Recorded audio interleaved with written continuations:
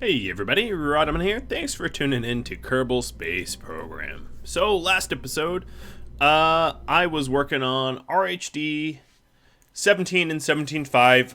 Both are going to Duna, and they're going to link up in orbit in Duna, hopefully. I just wanted to say two things. One, that I installed a mod called Transfer Window Planner, which allows me to plan my transfer windows. So the way this works is I pick my origin, like Kerbal, and I pick my destination, like Duna, and I say plot it. This shows how much delta V it will take to get there. So as you can see, if I go outside of the opportune time, I could be spending 20k delta V. If I go at a good time, I could be spending 1500 delta V. So almost, or a full magnitude, 10 times more or less, depending on when I leave. And it also tells me when I'm going. So right now, I'm at year 7, day 320. At year 7, day 407 is when I should be heading out. And then it shows me how long it takes to arrive, the ejection angle, the ejection inclination, all that beautiful stuff. Whether I absolutely and actually duplicate it is a different thing. But with that said, the other tip was from Sir Balto, mentioning that if I'm trying to figure out what the size of everything is, I can just sort by name or size or whatever. So if I want things that can match together, sorting by size is quite helpful in this way, as you can see. Is this monoprop? No, that's not.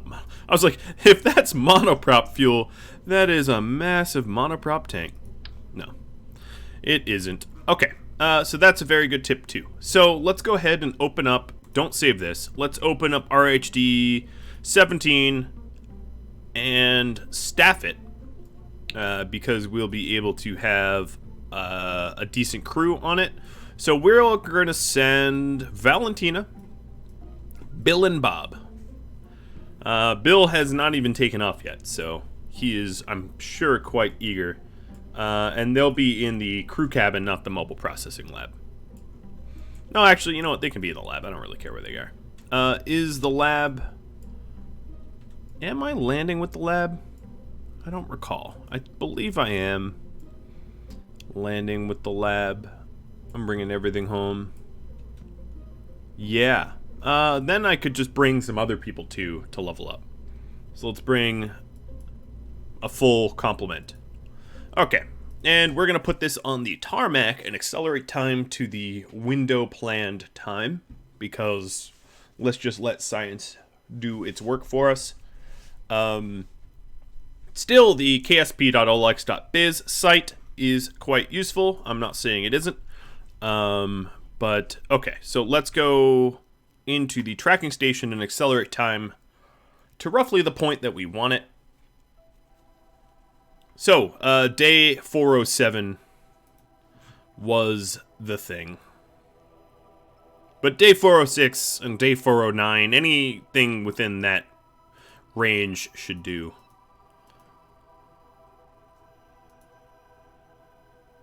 Alright, so heading up to 407.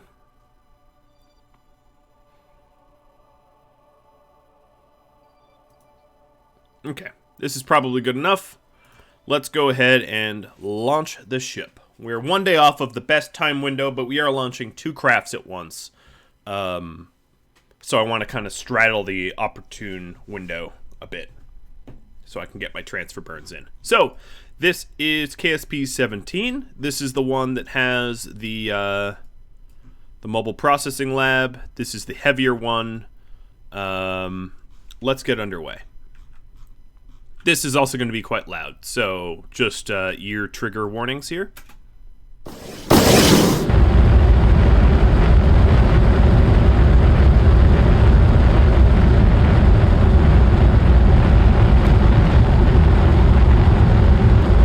I guess it doesn't really matter. I'm kind of trying to yell into the mic how far I am from the craft. It's going to be loud no matter what.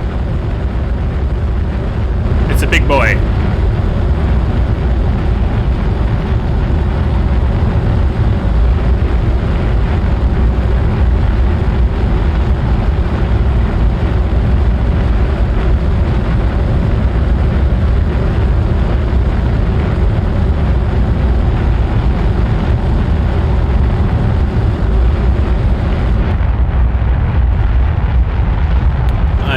slowly backing off of liquid fuel to use the solid boosters up. So as you can see, my thrust to weight ratio, I'm keeping it about 1.2-ish.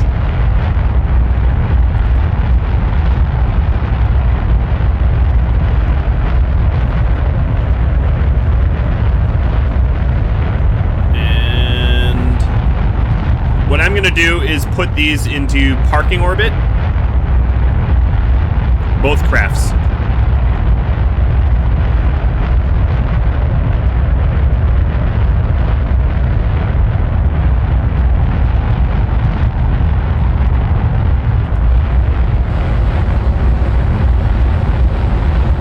I turned on the liquid fuel engines because I'm about to lose my boosters.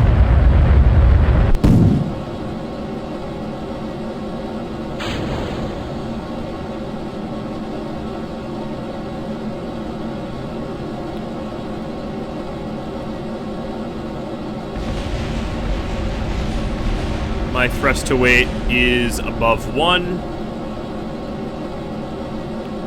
And I'm gravity turning. Let's go ahead and go to maneuver nodes. I'm going to point prograde. And just kind of let gravity keep turning me ever so gently. And of course, double checking my contracts. I hit all of the necessary requirements here. And I'm going to dock 2 vessels on or around Duna. Just lost one of my engines. Or not lost, but it ran out of fuel.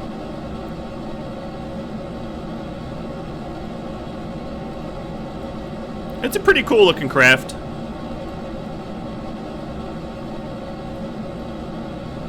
It's not my most elegant, to be sure.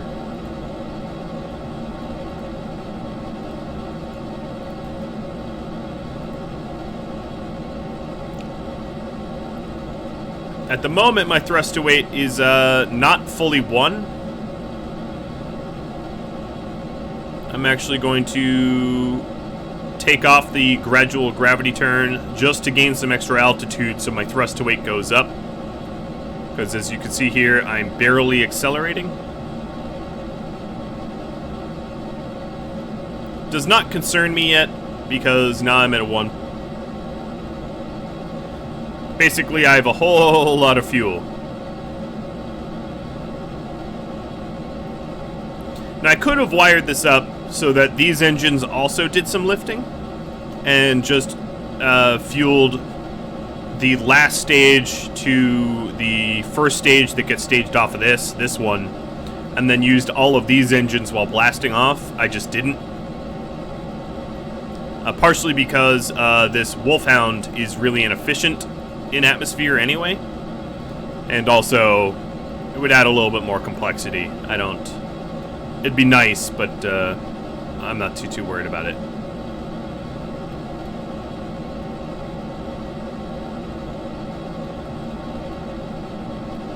So these are my supermassive heavy mammoth lifters, and we're barely generating enough thrust. Which goes to show how absolutely monumental this craft is.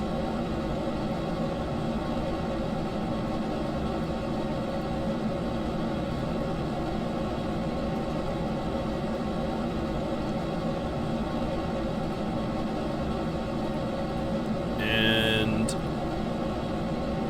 as you can see, I just lost, or I'm staging off yet another. My thrust to weight dismally low at the moment, although I'm not at the moment concerned. So my APO is almost what it needs to be in orbit.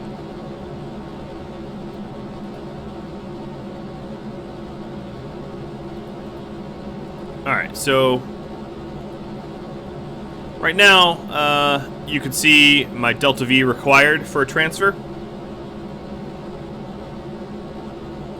Very low, very efficient. Alright, so I have a proper orbiting APO, so I'm going to prograde gravity turn here. Let me zoom in so you can see what's going on.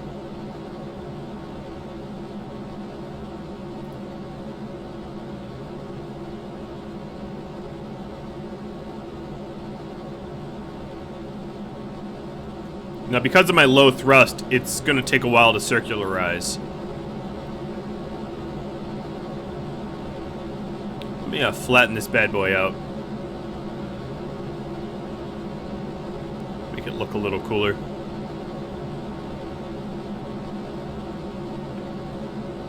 Yeah, now I'm kind of look like a pod racer.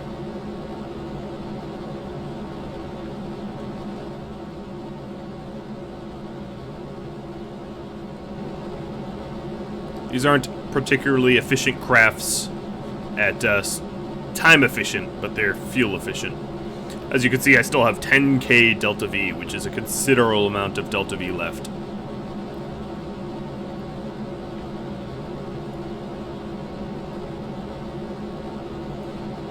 Now, a future project of mine might be to bring an asteroid into Kerbal orbit and set up a fueling station. That would be pretty cool thing to do. Now, as I'm reaching my apoaps, I'm going to aim a little bit up so that I push the apoaps, because I don't want to start to fall back down to Kerbal. So I'm trying to find that sweet spot of circularizing, but also not losing altitude. It's right around here.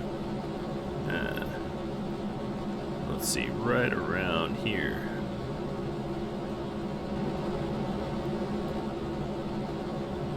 Okay, we're getting pretty good at circularization now.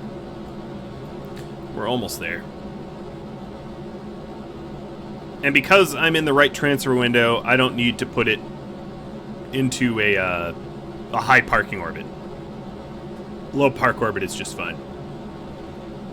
I'm starting to get a periaps, and now my periaps is high enough that I can focus on the other ship. Alright, so RHD-17 in orbit. Let's go ahead and ditch the nose cone. Boom. And now we have an exposed clampotron. Very nice. Cool. Well, it's the first time Bill's in orbit there. One cool thing about having Bill on the ship is I'll be able to repack my chutes in case I want to use my landing chutes for any other purposes. But without wasting any more time, let's go back to the Space Center and launch RHD-17-5. These are sister ships that are supposed to go together. So to the launch pad, scroll down to RHD-17-5. This one we can pilot with Jeb, our most experienced pilot. He'll flex for us and get this bad boy up on his own, whereas the other ship had a crew of 5. He's doing a 5-man job by himself. Alright. This thing, I think, is a little less massive than its sister ship, and its thrust to weight, as a result, is going to be a little higher, but still loud as hell.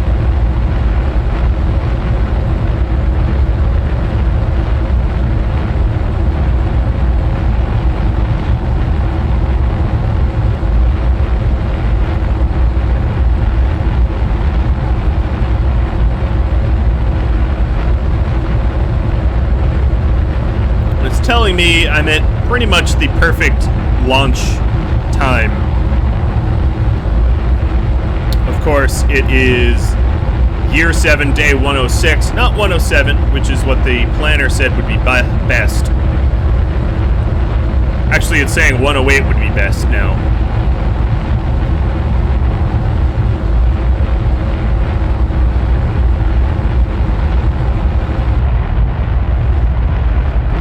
I'm actually going to leave my liquid fuel on at full blast. Get us there a little bit faster.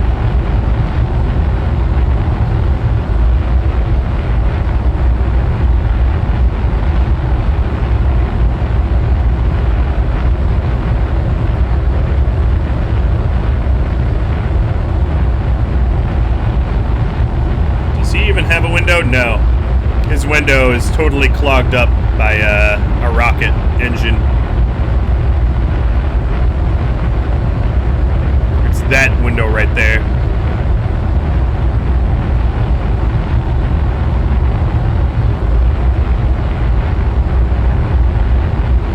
Well, we're just about ready to stage off all the solid fuel.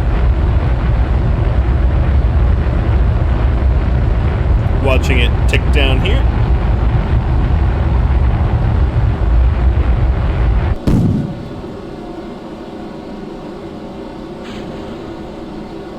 And as you can see, our thrust to weight here is a little bit higher than it was for the other ship. The other ship was more massive.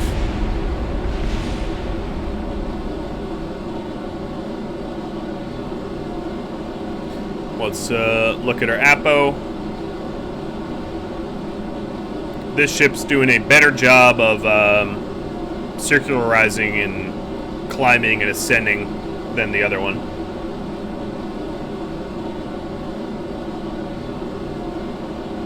Jeb here has some pretty cool abilities to auto-control due to his experience now. He can actually automatically adjust the ship into target maneuvers, which is really a nice thing. Alright, but we're going to have him point prograde. See if we can't do a nice gravity turn here, unlike the last ship that needed some manual intervention.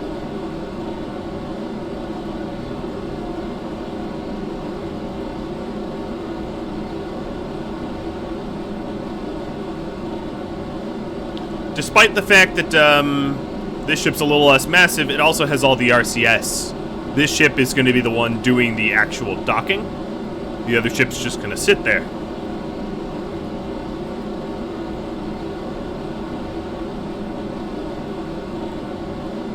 Hello, Space Center.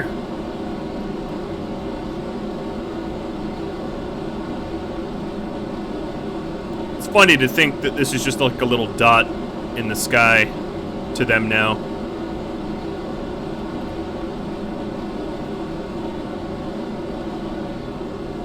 And there's our sister ship up ahead of us.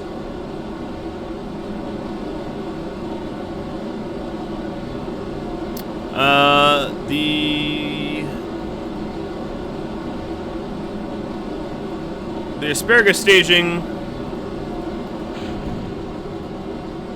is okay. The indicator was all screwed up, but the asparagus staging still works. I just should have staged off that tank a long time ago.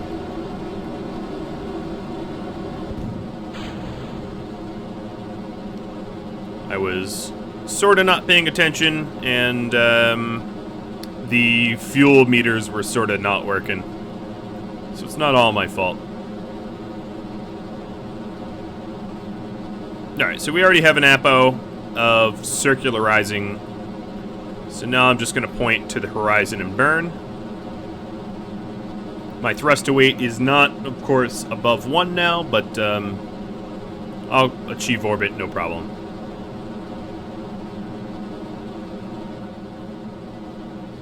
And we're going to have a pretty similar orbit to our sister ship. These two crafts are very similar to one another. Way more similarities than differences, so the ability to control them pretty similar. What would be interesting is to see this craft against like RHD-5, like the size differences, because this craft is like a mammoth. You really lose perspective when you have a planet like Kerbal in the background. It's hard to tell how big your ship is, right? Because you have no real point of reference. But yeah, this ship is an absolute giant compared to many of the others I've launched.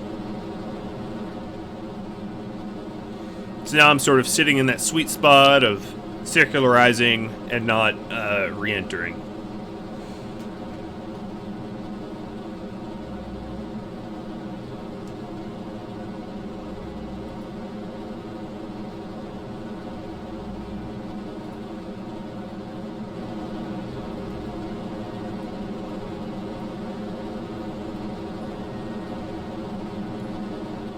My thrust to weight's finally gone above 1.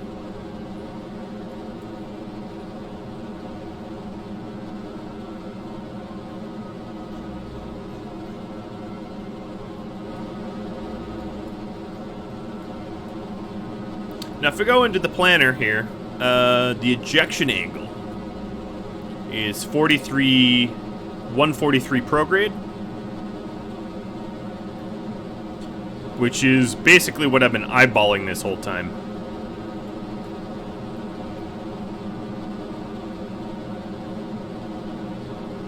Okay, we're almost there with the orbit.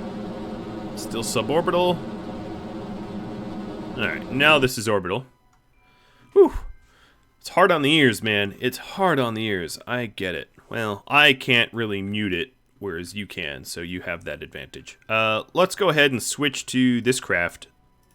RHD 17 now. Load that one up and get that one ready for the transfer burn. So this one used a bit more fuel than the other one in getting orbit, and that's the difference between masses. So, the ejection angle here, let's go ahead and plot it. So we want 143 prograde. So the way to do this is the eyeballing.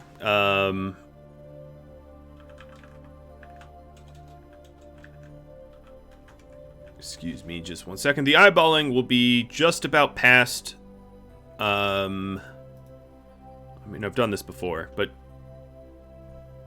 just about past its orbital spot, so like right around here is 143. So if I didn't mean to set that as target.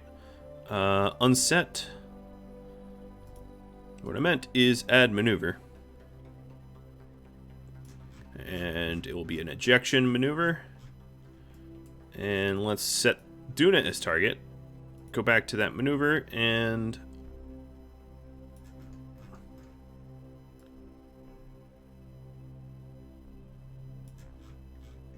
keep going. Alright, so taking a look here, we have a near close approach. That just means I need to adjust this a bit.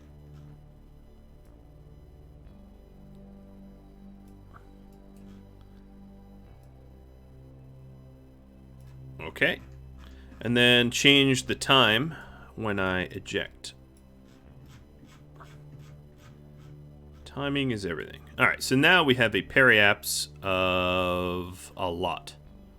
Oops. Alright, I don't want to make big changes to this, so let's go to the maneuver. Oh, I lost the maneuver. And make changes this way. Fine tune it. Like that.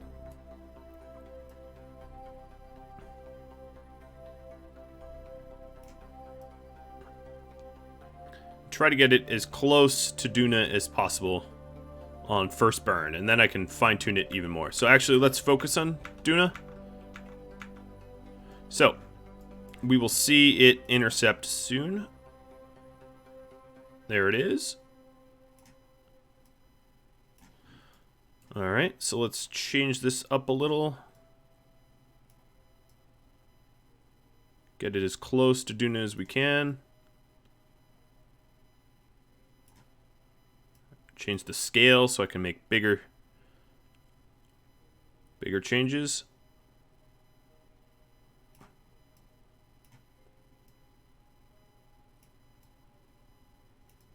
Alright. Whoa, that's colliding. Alright, periapse is now a lot lower. There we go. That's a very nice, healthy burn. Let's level that off. And I'm not going to be able to achieve this first try. I'm relatively sure of that. I've never been that accurate. This is NASA level accuracy if I could match that. But yeah, let's put it into a 250 orbit. Alright, so there's my burn. Next up, I want... So all of this entire burn are going to be on this one stage.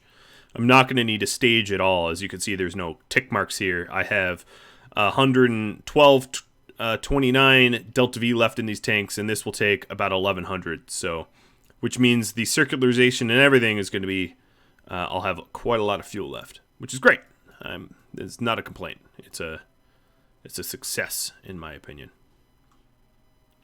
All right, so we're going to go ahead and warp to next maneuver. And the calculator here, let's see how correct the calculator is as to what my delta V for the transfer will be. So if I go back to this calculator, it's saying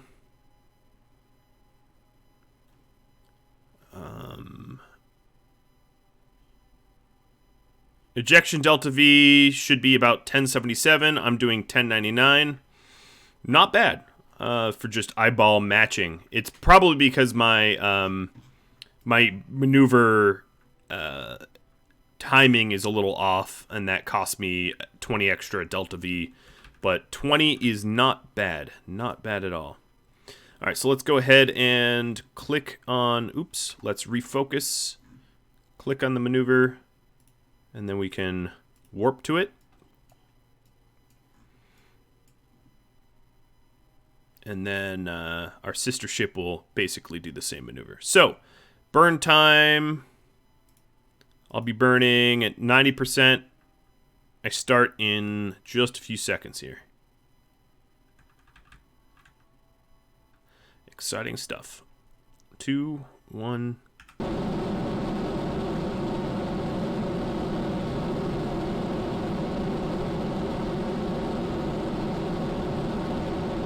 I'm trying to keep that start burn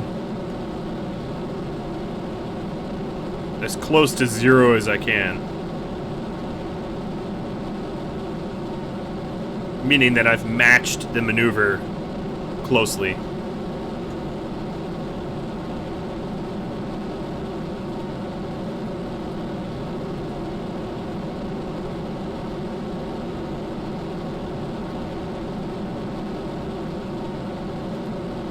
In the future, I might do burns of 70%.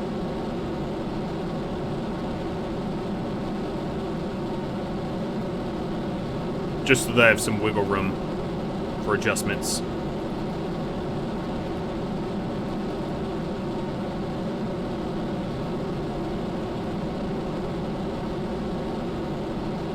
Alright, so I've definitely deorbited.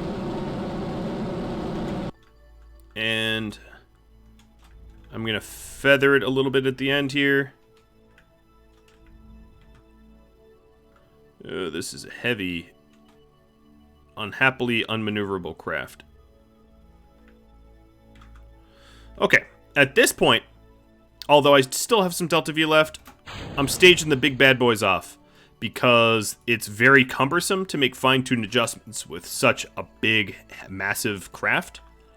And then also, I'm going to extend my solar power panels, hoping that they don't... Yeah. Alright, they don't collide with anything. Not that the game wouldn't allow for that. Accelerate time a little bit so that my ejected fuel tanks don't bump me or whatever. And at this point...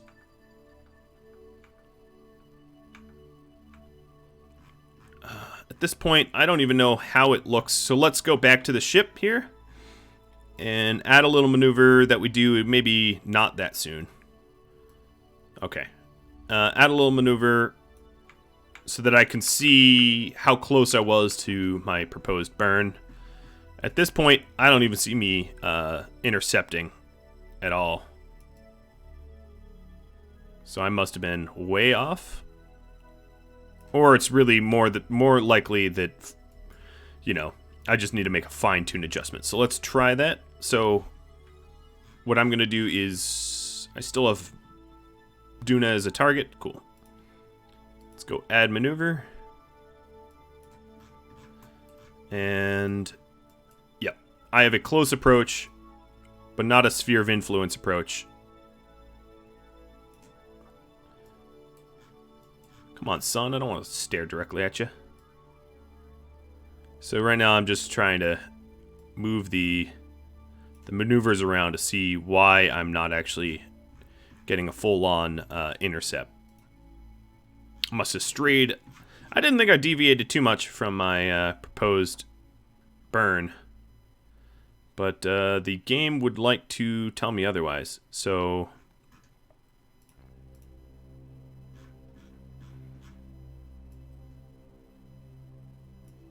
what I think I'm going to do is not worry about it just yet and switch to the other craft and get the burn going on the other craft so I don't miss any windows or anything. So let's switch to RHD 17.5, get that burn going, and then I'll make adjustments once I exit Kerbal Sphere of Influence. I think that's probably the best bet. So I have about 400 extra Delta V on this ship. Alright. There's my ejection burn. Setting Duna as a target.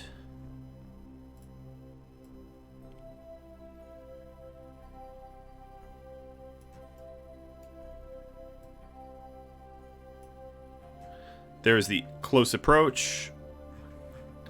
So adjusting when I do the burn to be a little bit later. And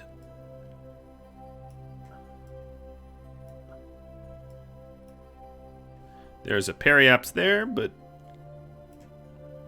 yep, that periaps will work. A little bit more fuel than the last one, probably because the burn timing window is wrong. Adjust it a little bit more. There we go. That's less fuel for the same thing. Let's focus on, I guess, Duna or Ike, and do some minor adjustments. Granted, I'm not going to be able to achieve what I'm planning right now, as I've proven I haven't really been able to do. Whoa, whoa.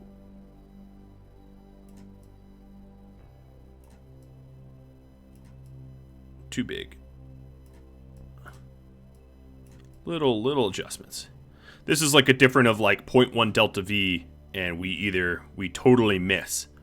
That is how accurate you have to be. Like, imagine half a mile an hour, right? Like a grandma in a walker, and that's the speed difference of missing or hitting.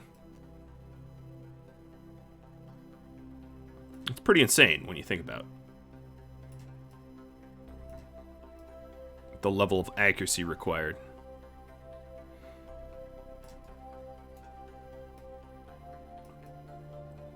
Alright, so that's probably good enough. It doesn't need to be that close because I'm not going to be able to hit it that close. So I'm going to tell Jeb to angle the ship to the maneuver, because he actually will do that automatically now. So now I can even use my RCS if I wanted to, but I don't want to waste my fuel. It would make my ship a little lighter, but let's not use that up now.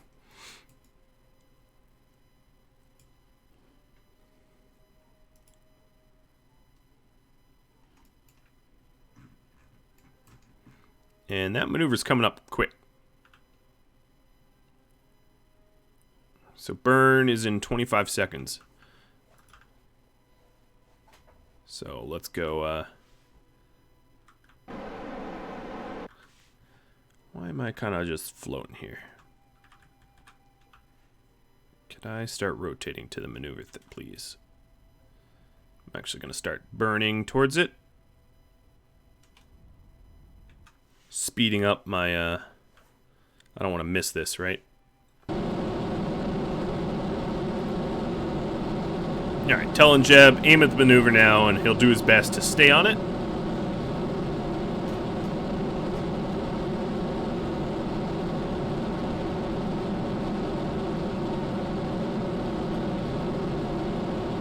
Given the stability of the ship, the mass, how much inline reaction or RCS we have, it's not magic, it's just the best that he can do.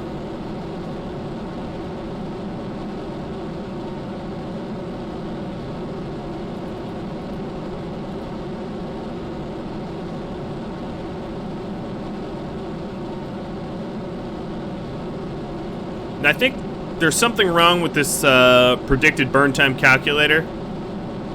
I think it might be using total delta V and not the delta V in the stage, or not the total thrust and not the thrust in the stage of the burn, because even at 100%, it's not calculating quite right. I could be wrong about that, but that's what I suspect is going on here.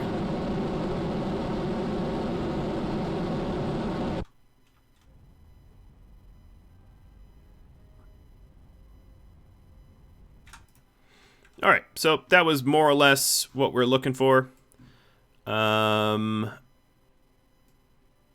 you can see here, 17 and 17.5 are ejecting at very different angles, so they're going to be achieving orbit at very different angles, but they're both should be intersecting.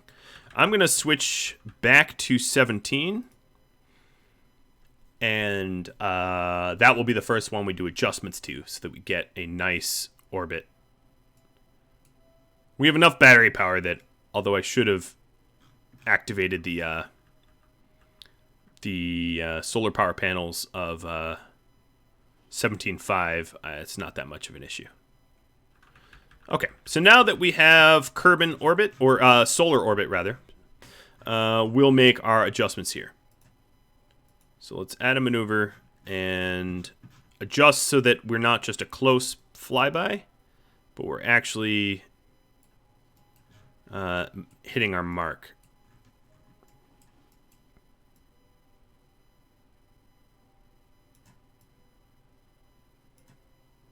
So I actually saw an intercept there a second ago.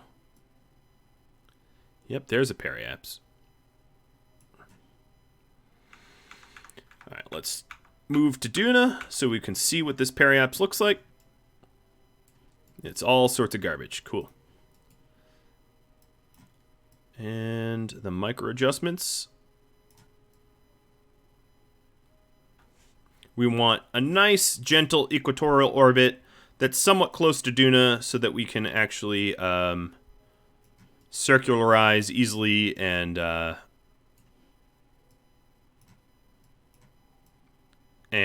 dock these beasts of a station together. Okay, so that is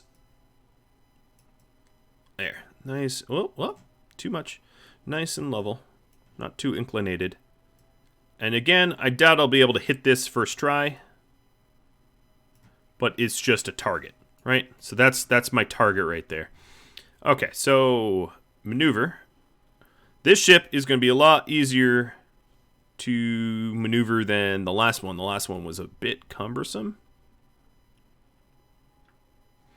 And let's go ahead and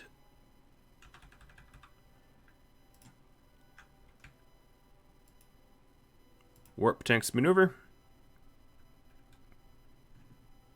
Now this burn time should be a lot more accurate because all of my engines will be thrusting. Alright, so let's try burn at 70%.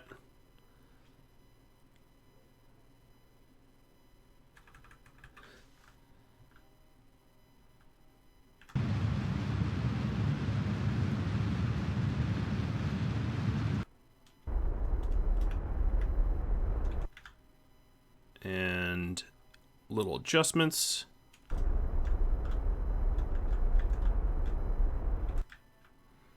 Still need to do a little bit of adjustments.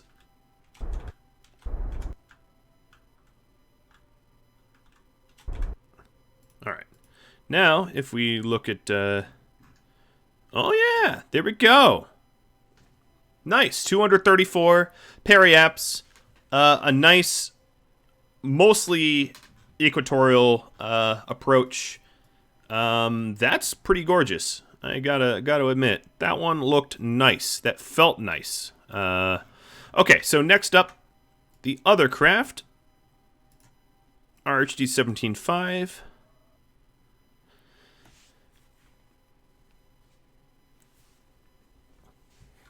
Okay. The big old RHD 17.5. We are going to do a very similar thing. So let's add a somewhat future maneuver. Zoom all the way out. wait for it to actually... no. Okay, it's not that.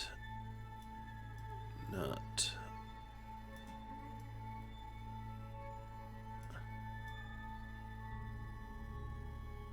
Let's try this again.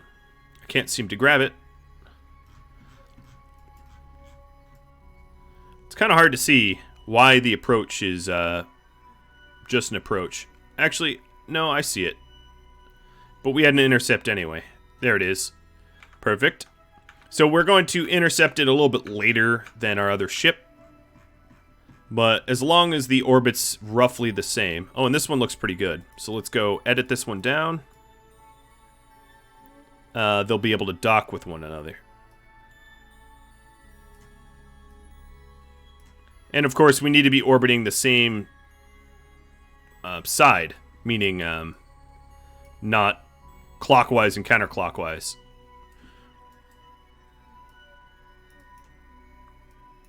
Oh god, this one's very pissy with how sensitive it is, even at 1.1 delta V change that I'm trying to make here. Alright, that looks pretty good. This is only a 6.4 delta V maneuver. I have a lot of fuel left in these big tanks, but it pains me. I'm going to eject it. Mostly because they're really, really heavy. And I don't need big, heavy tanks when I do this. Alright, so let's go ahead and warp to next maneuver. Those big, heavy tanks have been slowly ejected away, so they're not going to cause me any problems. Have Jeb line up the maneuver, because he does that for me now.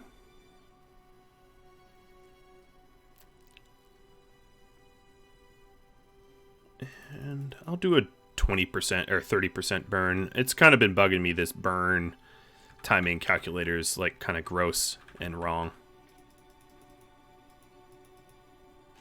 Whatever. Gives me an idea. Whoa! Okay, so let's go retrograde. And fix what I just did. So I'm gonna... Jeb, do you know what retrograde means? You're pointing prograde here. Hold on. Maybe it's not that bad. It probably is. Moho, Eve, Gilly, Kerbal, Mun, Minmus, Duna, thank you.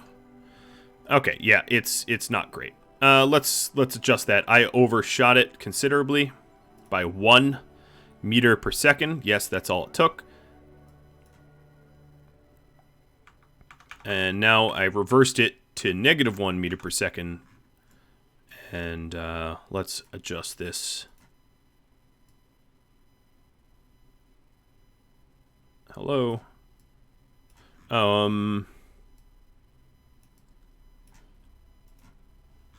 What is going on? Let me get back here. Add a maneuver.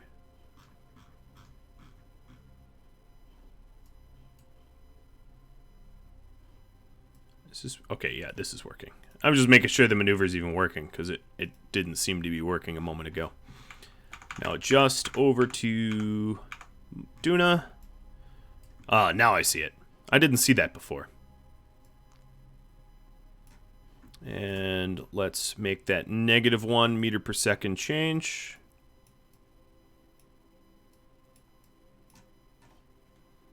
Nice. Let's look at our maneuver. So this is the difference of 1 meter per second, which is not very fast, and it has me almost fully missing Duna. So what I'm going to do is... I'm actually going to shut down all of my radial engines and just use my Wolf engine in the middle. And that way I'll be able to do fine-tuned adjustments. I don't really need a warp to next maneuver. I'm just going to do it now.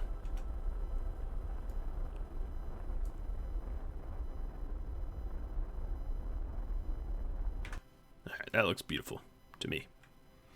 Looking at Duna. Looks beautiful on Duna 2. Cool. Well, guys, that's about all the time I have for this episode. So I have both ships on potential Duna intercept now. One a little bit lower than the other, and that's actually really good. I wouldn't want them at the same altitudes because it would be hard to dock with one another or intercept with one another. If you have any tips, tricks, feedback for me, drop me a line. I will add the mod that I'm using to the description of my video, so you don't have to ask for it. You could just look it up. And I'll catch you all later. So thank you all very much for watching. Adios.